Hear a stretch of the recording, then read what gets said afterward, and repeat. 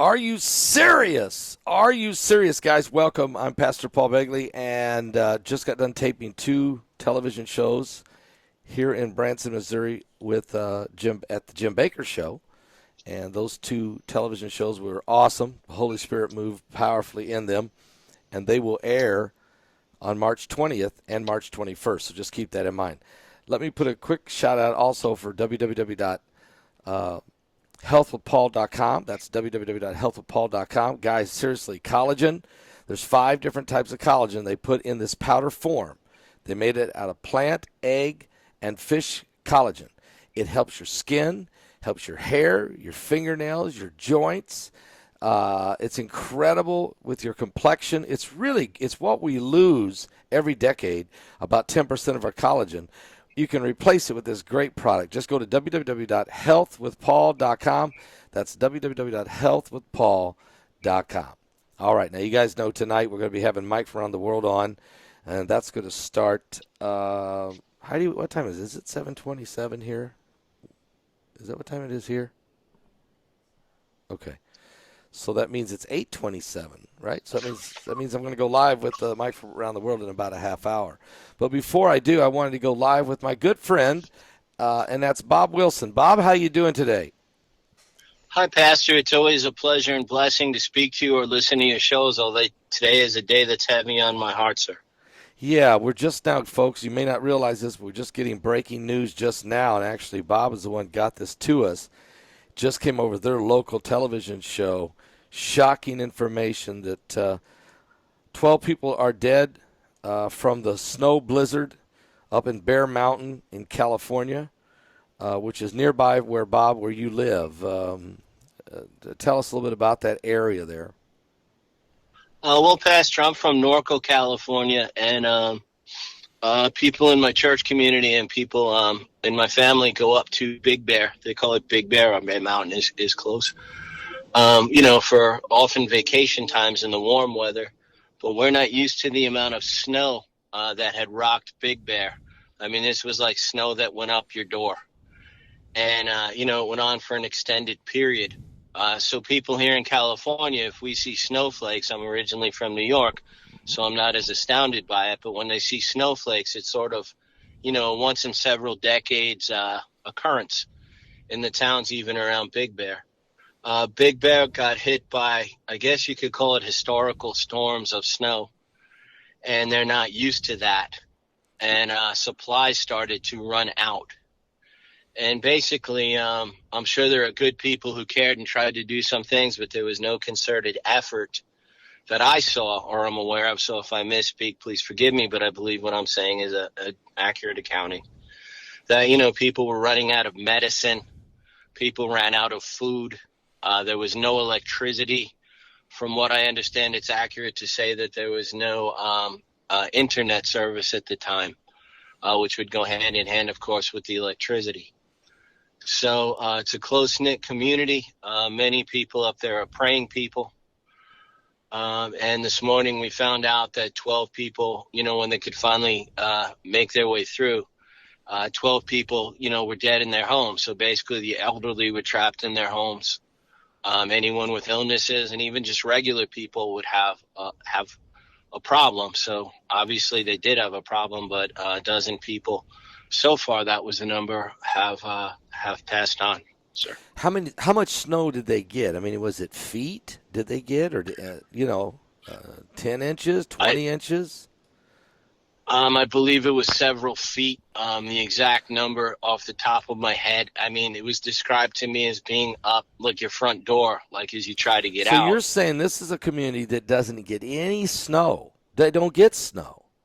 And not like this. Not like if they do, they get a dusting. They get a little here and there, instead they get feet of snow, which is unprecedented. It's unheard of. It's insane. And yes, sir. There's no possible way to even prepare for something like that. And wasn't there helicopters coming up there? Wasn't there any kind of the National Guard, anything like that?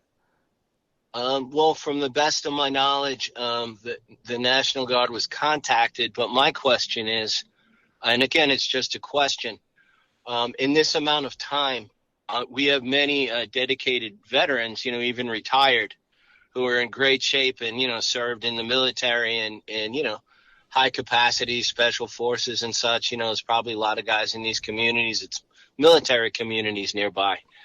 And as far as I know, I had asked the question, why didn't helicopters drop in food, or possibly for some people drop in ladders? I know that didn't seem to have happened to the best of my knowledge.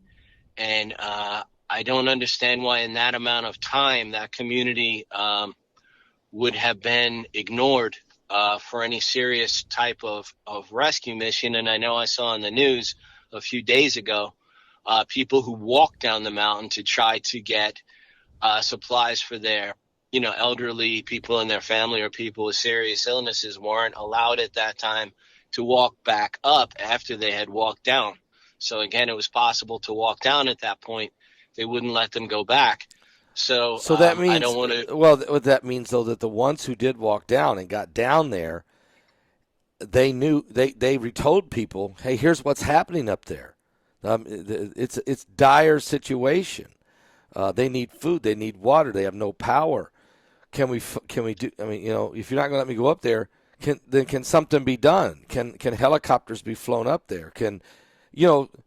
That's the thing. Okay, I understand. You're saying you can't go. You made it down, but we're not letting you go back up with the supplies. Then somebody else goes with the supplies. You know what I'm saying? That's when that's where leadership. How many people live up in Big Bear Mountain area there? I mean, when are we talking 2,000 people or 10,000 people? I'm estimating from the top of my head, like it's a few thousand people. It's a small community, but one store, which was like your average supermarket, the snow was so heavy that the roof collapsed on it. People were up on their roofs trying to dig the snow off. Now, as I drive around Norco, which is basically a desert community, it can be very hot in the summer. And at this time of year, on occasion, it could go down into the 30s, which is a rarity that the people really feel. If you go up the mountain, you might see a snow dusting on it, but you wouldn't see this kind of snow. So the question being, with different vehicles that they have and, people, it wasn't that they didn't know what was going on up there. We've been aware of it in the community for days. For I'd say, if I call it a week, I don't mean to overstate it. I would off the top of my head, but based on reports I've heard and people I've spoken to, I believe this was apparent for about a week. Yeah. And I can't believe that, it's not like we're in a horrendous storm right now and a helicopter couldn't drop in a crate, or even that you couldn't. There's very dedicated veterans in the community who were trained. You figure even a private helicopter company maybe could have dropped some people in, but maybe to help in some way, especially with the infirm, and maybe drop in with medicine. But as far as I know, and as the people I know, and the local news shows, that has not happened. They were just left. You talk about the apocalypse a lot as, to use it as a word of extreme circumstances. So we've been aware for about a week that these were extreme circumstances, and you had people with leaving because grandpa's in the house and grandpa doesn't have his diabetes medicine, or the stores ran out of food up there. There's not a lot of stores, maybe 3. So they ran out of food quickly, and there I don't think this type of storm would be anticipated. So unless someone had prepped for any kind of disaster that might come and had canned food or something, you would be not to use the term loosely, but you'd be, quote, out of luck. Yeah. Well, this was horrible. This is horrible, folks. And so far we know 12 people are dead. There may be more. I'm sure they're not done yet going house to house and figuring this out. This is an unprecedented storm. Nobody's saying that's not. No one's not saying that this couldn't happen or that this caught a storm like this is of biblical proportion. Okay, there's no question. But the response, the response to these situations have to be, when extraordinary situations happen, then extraordinary efforts need to be made. And that takes leadership. And you got to wonder where the governor is. You got to wonder what in the world he's thinking, or what was he doing, or wasn't there any communication getting to his office saying, hey, look, there's snow communities, there's mountain communities up here. that are absolutely sitting up here in 14, 15, 17 feet of snow. These people have been cut off from the world. No power, medication, food will be scarce. They're going to be cold. Their elderly's there.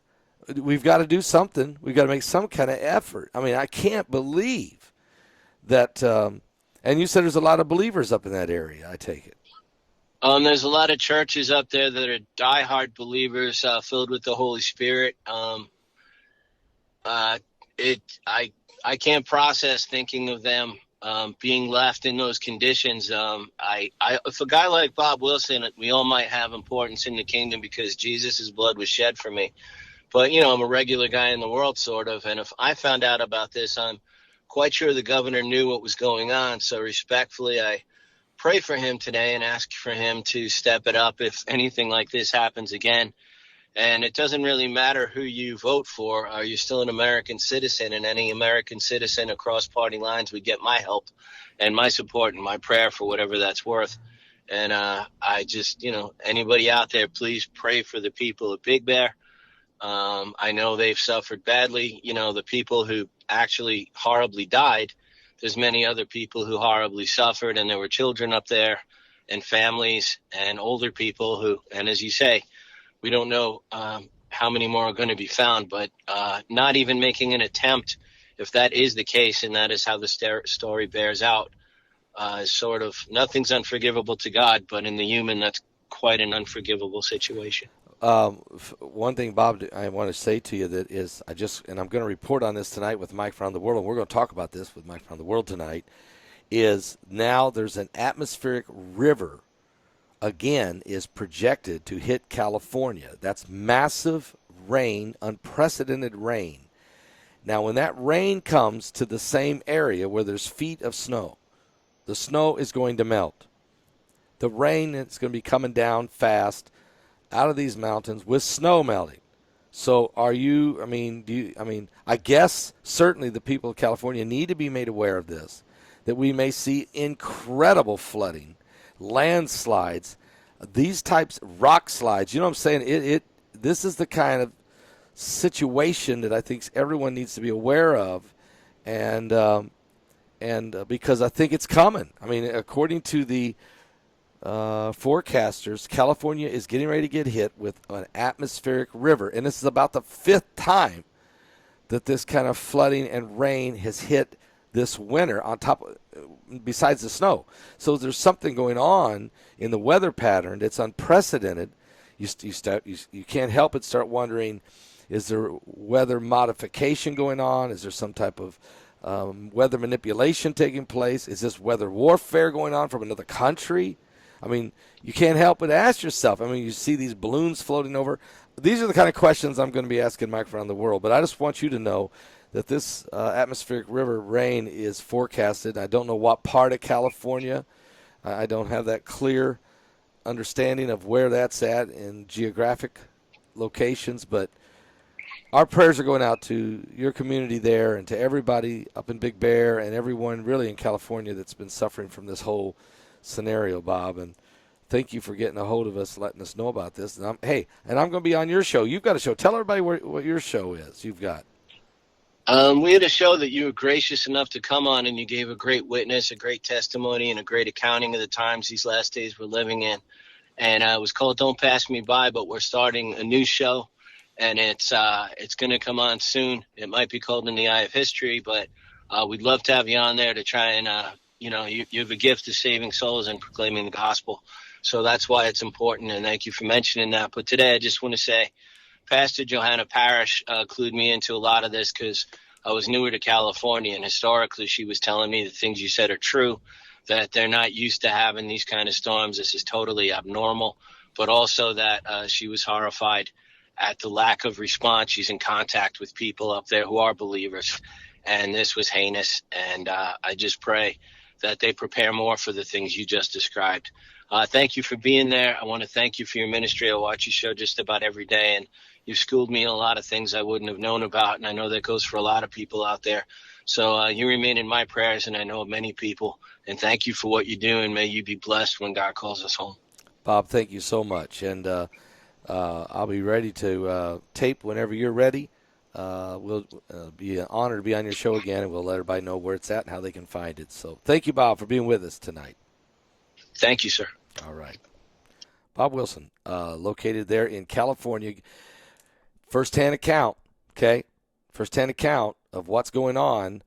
And, you know, I understand that Governor Newsom went on vacation or left during the storm or whatever. And I don't know the whole circumstance of where he goes and what he's doing. I just know that when you have extraordinary situations develop, it will require extraordinary efforts to save the people. And the fact that we don't have, any, and you start wondering, will they ever get a hold of the National Guard? Will they ever send them there? Now, I understand that the governor did declare parts of California, a state of emergency, so he did do that, which gives him access to X amount of governmental funds, which is to be used for these very situations. Maybe there was just so many. I'm just going to give him the benefit of the doubt. Maybe there was so much of the state of California that was under distress that he couldn't get to everybody, and that this is the best he could do, and unfortunately Big Bear got left out. I can't answer that question, but I can't answer the question why East Palestine was left hanging and twisting in the wind with this train derailment, and that those people were forgotten about. Again, I see another situation where you have certain groups of people being forgotten, and I don't know why that happens. I don't know where the Secretary of Transportation was, Buttigieg. He took 3 weeks before he showed up. I don't know. I can't answer it. I sure hope it don't take 3 weeks for anybody to go to Bear Mountain in California. I don't know. I mean, I'm just a little country preacher from the cornfields of Indiana, trying to put the whole story together of these current world events that are happening globally. I'm not picking on anybody. Matter of fact, I understand that the folks in Turkey were overwhelmed with the earthquake. Impossible to get to everybody. You wonder why certain people are left behind, why certain groups never get any help at all. And I can't answer that. But the questions start to mount when you begin to watch these things. So anyway, that's we'll keep an eye on it. We'll watch what's going on. I'll be back. I don't even know what time it is. 7, 8. I go live in 15 minutes? So I got to get off the air so I can go live in 15 minutes with Mike from around the world, or stay on the air now. I don't know. Heidi, what do you recommend I do here? I got 1,000 people here now. Just stay on the air. It's a good title. But I need to put on the rest of the title that Mike from around the world is going to be here, and I can't do that without a computer. Give me a moment to think, everybody. No, I can't do that like that. Okay. So I'll be back. In about 15 minutes right here. Wait a minute. You got your computer right there? Can I have that computer for 1 second just to fix the title? I can stay here. I can play a song here and fix that. Let me do that. Can I do that? I got the wrong... I got to come back. I got the wrong equipment. I'll be back in about 15 minutes with Mike from around the world. God bless all of you.